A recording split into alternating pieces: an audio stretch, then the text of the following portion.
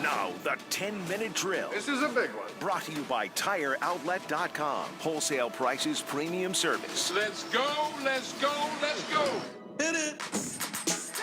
All right, let's go. A little 10-minute drill, sports concepts and rationalizations coming your way. If you make it through, then you'll be caller number 2 at the end of the segment, and Beef will give you something. Yeah, stay tuned. We'll have a cue to call. We'll let you know in just a minute. Delightful prize pack. Well, let's start with our Jaguars as it's media day today. It's time to get ready for the Houston Texans. And, when you're 3-1 and they were 1-3, it was looking like a little simple W, Jeff Prosser. But how things have changed over the last 2 weeks. Now, look, you can't panic, but you need to find a way to win this game. I suggested earlier, Jeff Prosser, that there's going to be no easy games until really you get till after the bye and start to get some of your guys back. And Mojo had a comment that you played earlier about, look, they're going to be just fine. But what happens if they lose these 2 games? I'll ask you that first. If they lose these 2 games? Yeah. Yeah, but big changes next year, no playoffs. I don't even want to think about that. You just threw me off track there just a little bit with that. Well, that's what I do here with sports concepts and rationalizations. That scenario came out of nowhere. I don't like it one bit. No, the importance of this game, though, is obvious. It's a home game against a division opponent. You're already 0-1 in the division, 0-1 at home in the division. If there has ever been a week, though, where the pass rush can get right, you would hope that it would be this week because Houston cannot protect the passer. They're second only to the Browns in sacks allowed. Now, the other side of that is when we last saw J.J. Watt, he was a shell of the man and player that he once was. Well, he's back. He's Defensive Player of the Year good right now with 7 sacks already. So, look, you cannot afford to lose this game. Crazier things can happen, but the difference between this 3-3 team and last year's 3-3 team is so pronounced. Right. Just from the standpoint of, never mind back-to-back blowouts. Last year's team didn't lose back-to-back games early. They would answer one bad performance with something that would encourage you. Anyway, I found it interesting, and this is maybe a sign of the back-to-back blowouts, but I happened to put my nose into a mock draft yesterday. I know, I'm sorry. There's a couple things about the mock draft that scared me, and I'm going to ask you about both. Okay. The first item is where the Jaguars were picking in the mock draft, 14th, which would indicate they're not a playoff team. Oh, boy. The way the season's going. And the second one is undoubtedly it would be a quarterback as the pick. Are they 2 for 2, 1 for 2, or 0 for 2 in those prognostications? That's a great question. Definitely not picking 14th. I still have faith that this football team is going to turn around and win some football games and get into the 20s with their draft pick. Again, I'm not ready to sell down the season yet. But listen, we got a bad taste in our mouth right now with the quarterback, but the inconsistency's got to go, and he knows that, and he's got to play better, and hopefully he'll start playing better this week. He's had one horrible game and one very, very average game at best the last 2 weeks. It's year 5, so some decisions are going to have to be made here fairly soon, and it's just a question of, do you like this quarterback class or not? The quarterback that the Jaguars selected, for example, in this particular mock draft is Will Grier. It'll be interesting to see what direction the Jaguars go, but safe to say that they're going to have to really work on this offense. Well, Justin Herbert, Will Grier, Drew Lock from Missouri, those are the names you can expect. I have Missouri phobia. Yeah, and shock syndrome, I cannot. I would fall to the floor if I heard quarterback from Missouri again. That's how scarred I am from the last one. There haven't been any good ones come out of it. At least Missouri's in the SEC now versus I don't then care. it was the Big 12. Well, that's true. A little bit better. That's true. Drew Lock, to me, though, impressed me at Missouri already 1,000 times more than Blaine Gabbert ever caught my eye when he was there. That's also true. And Drew Lock also is not running that same Missouri bubble screen offense that they throw the ball downfield now. So also true. We'll see. And I still just get up. I mean, look, we took Dante Fowler Jr. after Harvey, and that's worked out great. Hey, listen, the baseball playoffs were yesterday, a couple of games going on. And if I ask you right now who you got the rest of the way, it's hard to come up with an answer. I'll give you the good question, Q, from Tiger, because that is a hard question to answer. I tend to go with whoever in the series won the last game. Yeah. I get my confidence a level up. I'm going to stay with the Brewers, though, in the National League. Getting the home field back and going back to Milwaukee and not facing Kershaw in either one of those games. He'll throw Game 5 today. Mm-hmm. So that series is tied at 2, and Kershaw goes. And so the Brewers going back home to Miller Park, I think I'll give them a slight edge. Can I jump in for a second? I thought about this earlier. This is it for Clayton Kershaw. This is a legacy-defining moment tonight. He's going up against Wade Miley. Is that the cat's name, I believe? Hadn't given up a run in the postseason, I don't Miley. care. This is it for – he's Wade Miley, and he's Clayton Kershaw.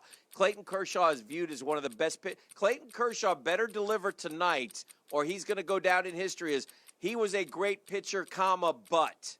And there's a big but coming if he doesn't deliver the goods tonight for the Los Angeles Dodgers. Already, he's not done near enough as a postseason pitcher at this point. No. His ERA very average in the postseason, Jeff. Yeah, his ERA is 3.72 in the NLDS. It's 5.24 in the NLCS. Yeah, 4.02 in the World Series, which wouldn't be terrible except for the fact that in the regular season he's about as good as anyone has been. His postseason ERA is 4.26, and he's 8-8. Yeah, that's very average. No, I am not arguing. Yeah, I mean you lived that for all those years with your guys, and you thought he had gotten right. Who was in your mind? You watched the break. Was it Maddox, Smoltz, or Smoltz was always clutch to me, but Maddox, Smoltz, or Glavine? Who was the best postseason guy? Smoltz. And who was the worst? You know what? You remember them blowing things. And Glavine had the clutch Game 7. And Matt, listen, because they were so dominant. Yes. You remember them not being all that great, and then you look up Maddox, and he's like 3.01 ERA. Okay. So no one, maybe not the dominance that you saw in the regular season. This is not. But none of them failed. This is not good enough. 8-8 and 4.26. And Dodger fans know there's been way too many games where he didn't deliver. That's fair. So, who do I like, though? I'll take the Brewers. I like the Red Sox, and I think the Red Sox will win it all. I've liked them all along. Okay. I liked them after Houston won a game in Boston. I liked them before they started against the Red Sox. Against the Yankees. And when I say like them, I think that's who's winning. All right, Dan, final question. Yes. Now, I am perplexed. Okay. I have been told, and quite frankly, I have thought that the sport of boxing, Dan, is dead. Do you agree with that? Yes, no doubt. So, what do you make of? Is there another sport? Is there a star in another sport, Dan, who recently, did I miss this, signed a 5-year, $365 million contract?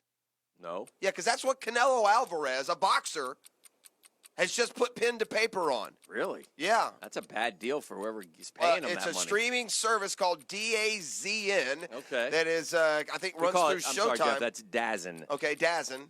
In a record-shattering deal finalized this morning, Alvarez has signed a 5-year, 11-fight deal worth $365 million. So all of us that thought boxing were dead are dead wrong. Well, that's 2 fights a year plus 1, which is a lot of fights for boxers.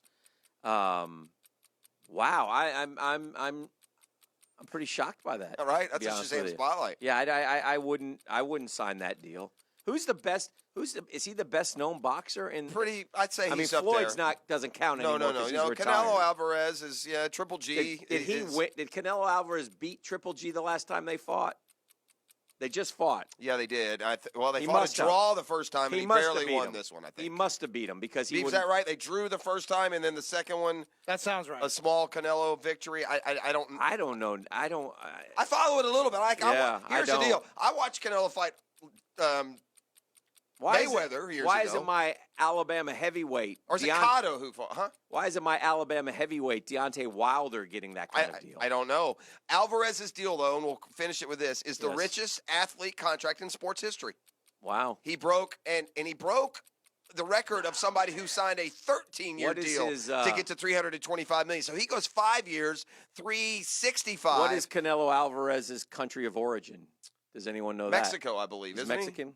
Yeah, I think Canelo is Mexican. I know his record is 51-2. He lost to Mayweather, and maybe Pacquiao. Who else beat? It doesn't show that. It just shows he most recently won, and then up next, Triple G 15th, he beat in a decision. He's facing Rocky Fielding. Yeah, that's coming up in December. Now the first fight with Triple G, is that on there? Was that a draw or no? I don't have that. He is Mexican. Yeah, he is Mexican. Yeah. Yeah. See, I mean, I know a little bit about boxing. I enjoy boxing, and there's some good young fighters, but I thought the sport was dead. I wouldn't know how to find it. Even you telling me it's on DAZN. Yeah, I Google, the Google machine. All right, that's... he lost to Mayweather. Yeah. And, I only have him with one professional loss, 50-1, and 2 draws.